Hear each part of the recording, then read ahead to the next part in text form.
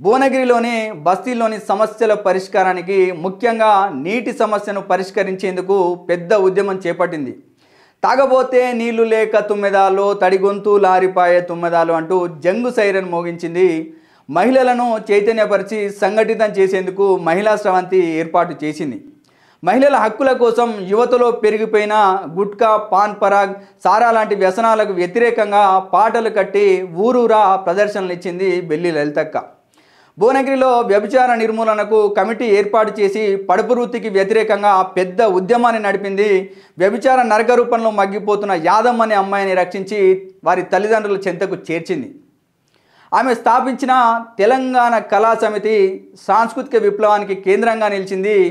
ఎక్కడ ఏ సమస్య కోసం ప్రజలు పోరాడుతున్నా అక్కడ ప్రత్యక్షమై తనదైన పాటలతో, మాటలతో ప్రజలను చైతన్యం చేసేందుకు జీవిత కాలాన్నంతా వెచ్చించింది బెల్లి లలితక్క.